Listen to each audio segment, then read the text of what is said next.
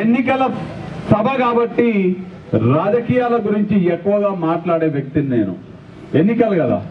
కానీ ఇవాళ ఇక్కడ కేశంపేటలో నాకు తెలిసి నేను పార్టీల గురించి కానీ ఎవరికి ఓటేయాలని కానీ రాజకీయాల గురించి తక్కువగా మాట్లాడుతూ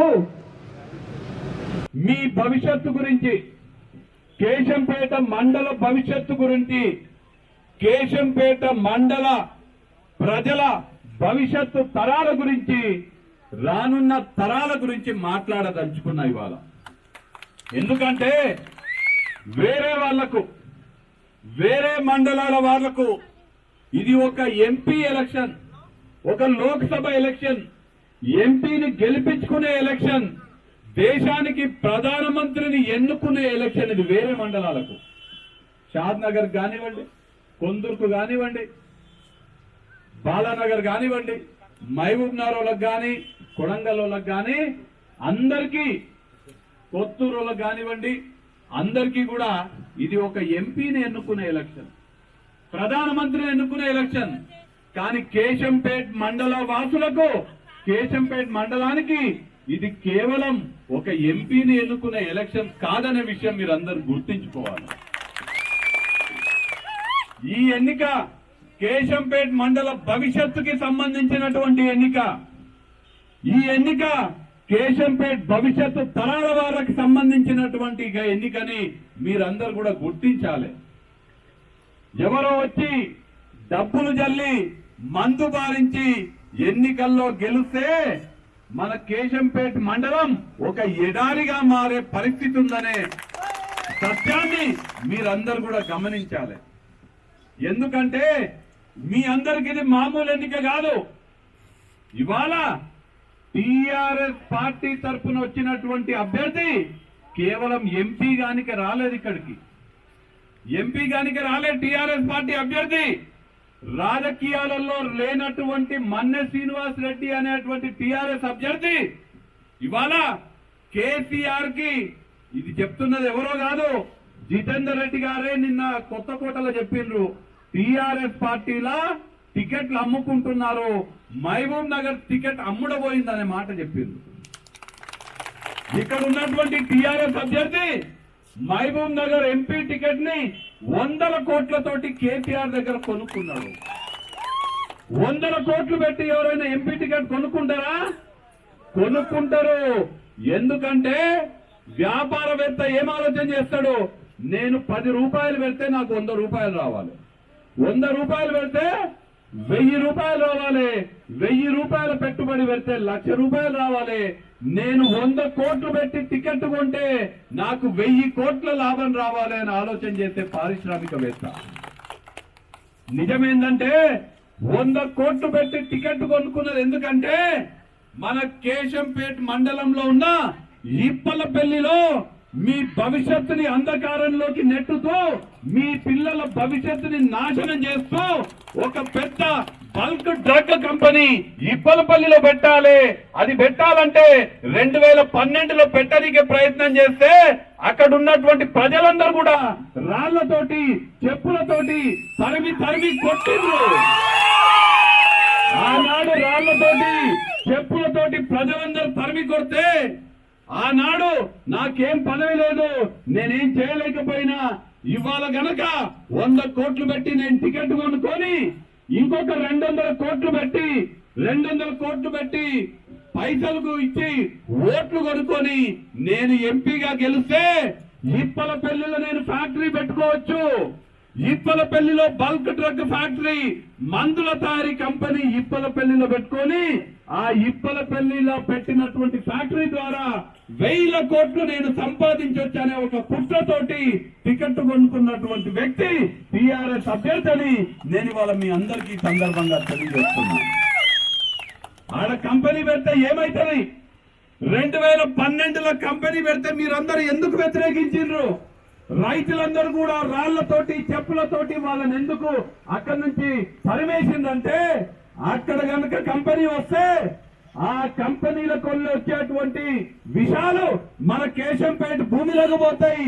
ఇప్పలపల్లి భూమిలోకి పోయి మొత్తం కేశంపేట మండలమే కాదు, మెల్లమెల్లగా షాద్ నగర్ నియోజకవర్గం మొత్తం కూడా ఆ విషపు జలాలు భూమిలోకి పోయి మన భూమిని ఎడారిలాగా మారుస్తుంది ఆ కంపెనీ.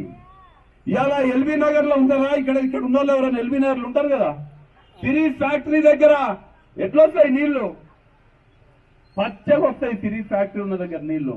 ఇక్కడ గనక ఆ ఇప్పలపల్లిలో ఫ్యాక్టరీ వస్తే మన నీళ్లు కూడా పచ్చగా నీళ్లు వచ్చి అవి నీళ్ళ విషమా అన్నట్టుగా తయారైతాయి అనే విషయాన్ని మీరందరూ కూడా గుర్తించుకోవాలి. ఇవాళ మీరు కారు గుర్తుకు ఓటేస్తే ఒక విషం చిమ్మించే కంపెనీకి ఓటేసినట్టు, కారు గుర్తుకు ఓటేస్తే 100 కోట్లతోటి టికెట్ కొనుక్కొని 1000 కోట్లు లాభం తెచ్చుకోవాలని ఒక మందుల కంపెనీ పెట్టేటువంటి వ్యక్తికి మీరు ఓటేసినట్టు. ఇవాళ కనుక కారు గుర్తుకు ఓటేస్తే నయీ ముఠా లాగా ఒక మందుల ముఠాని మీరు కేశంపేట మండలానికి తీసుకొచ్చిన వాళ్ళు అవుతారనే విషయాన్ని మీకు ఈ సందర్భంగా తెలియజేస్తున్నా. ఇవాళ మీ ముందు ఒక ధనవంతుడు ఉన్నాడు, 100 కోట్లతోటి టికెట్ కొనుక్కొని పెద్ద కంపెనీ పెట్టి మీ భవిష్యత్తుని అంధకారంలోకి నెట్టనీకి వచ్చినటువంటి ఒక ధనవంతుడు అటు పక్కన ఉంటే, ఇటు పక్కన చేయి గుర్తు తరపున పోటీ చేస్తున్నటువంటి పనిమంతుడు నేనున్నాను మీ ముందర. మీకు ఎంపీగా ఒక ధనవంతుడు కావాలన్నా, మీకు ఎంపీగా ఒక పనిమంతుడు కావాలన్నా అని నేను మిమ్మల్ని ఇవాళ అడుగుతున్నా.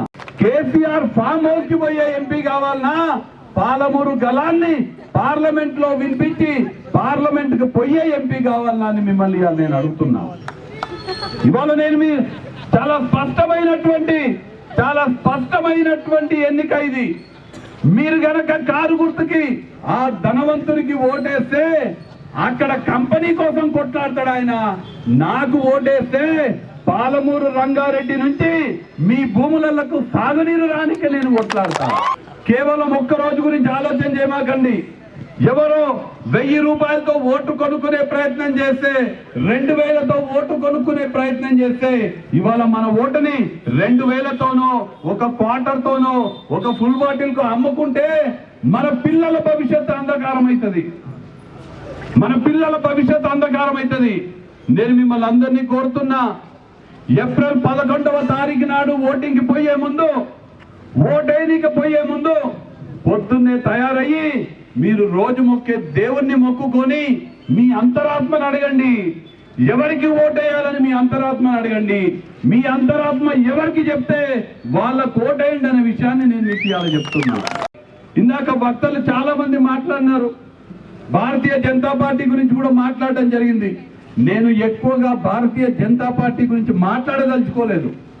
ఎందుకంటే మన శాసనసభ ఎన్నికలు జరిగితే ఆ ఎన్నికలల్లో 7 నియోజకవర్గాల్లో ఏ ఒక్క నియోజకవర్గంలో కూడా పువ్వు గుర్తుకి డిపాజిట్ రాలేదనే విషయాన్ని మీకు గుర్తు చేస్తున్నా. గద్వాల్ ప్రజలందరూ కూడా మన మీటింగ్ లో అరుణమ్మ పేరెత్తితే గద్వాల ప్రజలందరూ కూడా కోపం అవుతుండే. ఇలా గద్వాల ప్రజలు కానీ షాద్ నగర్ ప్రజలు కానీ ప్రశ్నిస్తున్నారు నాయకులని. నేను ఇలా గర్వంగా చెప్తా, నేను పుట్టింది కాంగ్రెస్ లా, నేను సత్యంత వరకు కాంగ్రెస్ ఉంటాను. కాంగ్రెస్ కార్యకర్తలు కష్టపడి వాళ్లకు పదవులు ఇస్తే, పదవులు అనుభవించి ఇవాళ కార్యకర్తలు కాపాడుకోవాల్సిన సమయంలో ప్రతిపక్షంలో ఉండి టిఆర్ఎస్ వాళ్ళు మనల్ని చిత్రహింసలు పెడుతుంటే, కార్యకర్తలను కాపాడుకోవాల్సినటువంటి బాధ్యత నుంచి తప్పించుకొని పైసలకు అమ్ముడపోయి ఇవాళ ఇతర పార్టీలకు పోయిందంటే వాళ్ళకు బుద్ధుందా అని నేను అడుగుతున్నా.